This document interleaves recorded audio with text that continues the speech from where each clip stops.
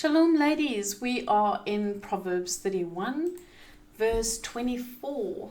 And this is such a beautiful shadow picture because we can see Yeshua in this one as well. So we're just going to jump straight into this. Verse 24 says, "She makes fine linen and sells it, and delivers girdles unto the merchant." So fine linen is chodayin. And you can't see my slideshow. There we go. Hopefully you can see that now. So that chodayin is to envelope, a wrapper, like a shirt, fine linen sheet. So it's a rectangular piece of fine linen worn as an outer or at night as a sole garment.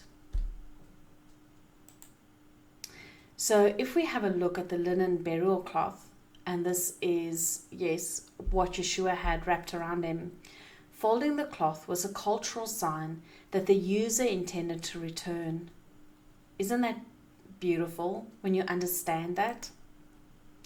So when it says that she delivers these garments, it means to give, okay? So she's not selling it, she's giving it. And this girdles, just go back here. She makes fine linens and sells it and delivers girdles unto the merchants. So this girdles is like an apron or a loin covering. So this is how the loin coverings used to look.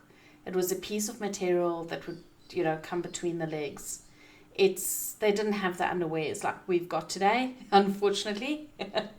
Or should I say fortunately, hey? Because it would be very uncomfortable. So if we're going to have a look how Robin explains this, it will make a little bit more sense.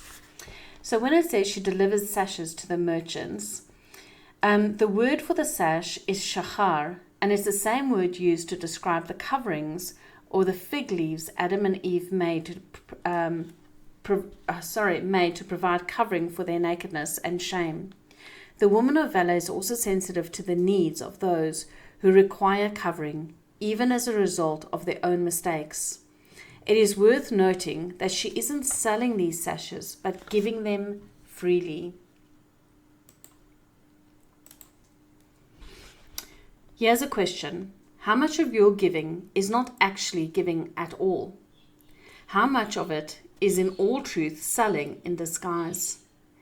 Anytime you expect something in return for a favor, even if only an appreciation of your effort, it is selling and not sincere generosity of the heart. If I'm thinking in terms of how many actions will ultimately benefit me, perhaps a boost to my ego because of recognition I will receive, I'm not giving. Have you ever become disheartened after extending hospitality because you didn't receive an invitation in return? If so, is it really hospitality? These are painful but necessary questions if you are serious about growing your soul. The word for merchant in our verse is related to the word for Canaanite. She offers these coverings even to foreigners and pagans who rebuff her God. Her generosity and thoughtfulness extend beyond those with whom she easily relates with. She is a light in the darkness.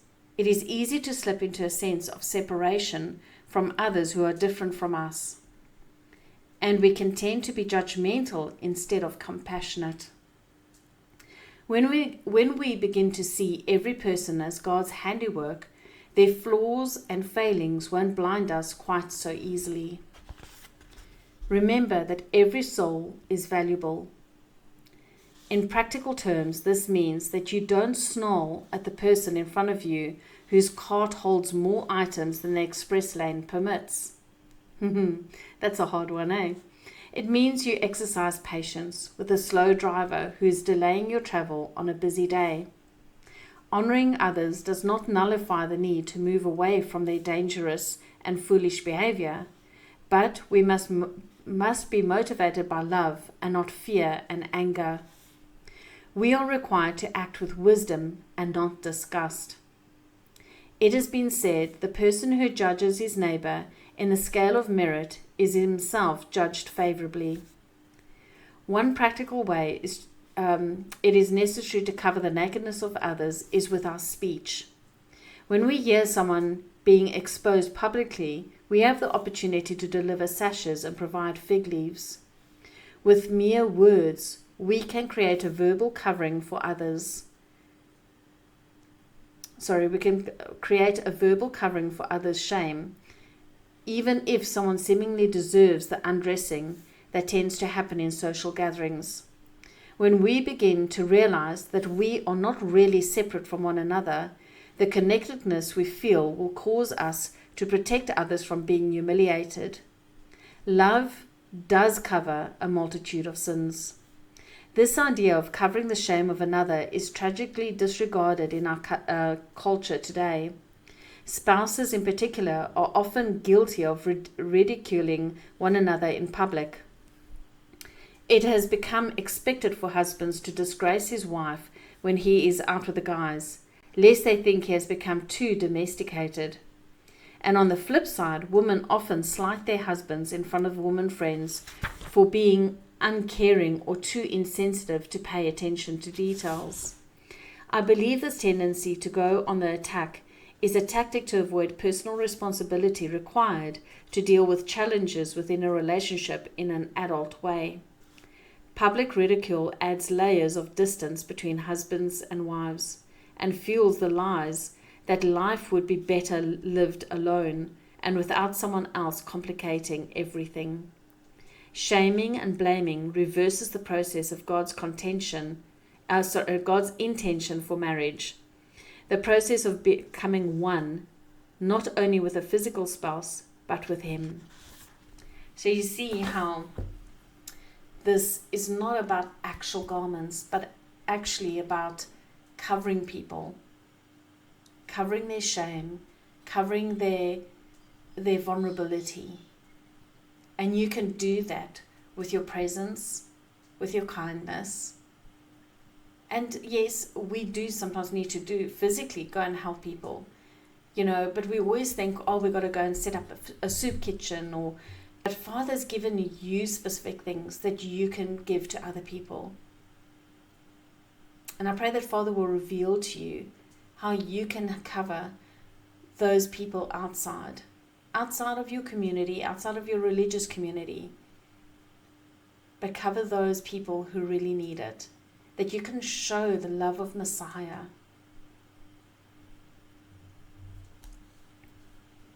Let's go and see what questions you can ponder on this coming week.